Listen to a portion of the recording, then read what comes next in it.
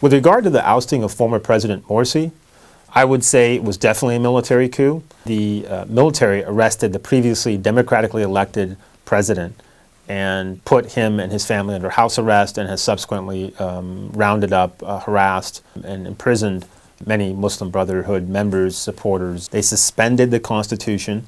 They installed emergency rule, and that has not yet been lifted. Now, some Egyptians do say that this is a revolution and that the military was just responding to the demands of the protesters. I respectfully disagree with that interpretation of events.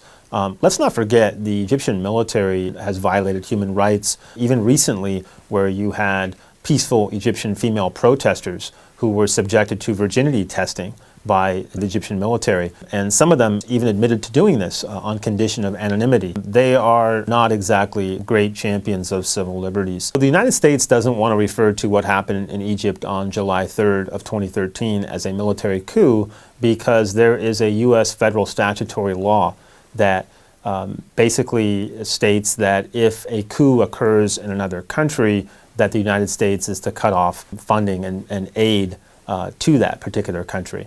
So you've heard U.S. government officials sort of dancing around what to call what happened on July 3rd and that type of thing. I think in the short term, Egypt needs to have a seated parliament. That would bring much needed political stability to the country, and perhaps help attract foreign direct investment where you have multinational corporations investing in the country. Investors look for stability, so that's important in terms of Egypt's political institutions. I also think it's important that Egypt get a constitution democratically adopted and not continually suspend constitutions based on who's in power. I think it's important for Egypt to ultimately get civilian control over the military budget, and that would be an important change that the country desperately needs. Now, that's not going to be easy to do. Egypt also needs to hold parliamentary and presidential elections as soon as possible, so that the military can go back once and for all to the barracks, and that you would have true civilian leadership over the country.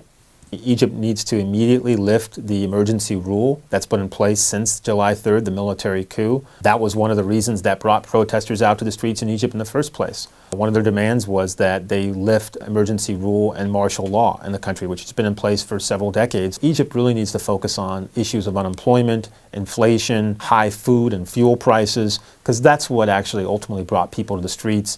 And those issues fundamentally have not been resolved, whether it's the military in power, the Muslim Brotherhood, or any other group. You know, democracy can often be messy, and it takes a long time to truly establish a democratic system in countries. And you look at the American experience, you look at the experience of other countries around the world, it took several years to establish democracy. And what gives me some hope and optimism in the case of Egypt is the Egyptian people. There's a lot of human capital there, and some of the best and brightest minds in the world. And I think that eventually they'll find their way, but they've certainly reached a major stumbling block along the way.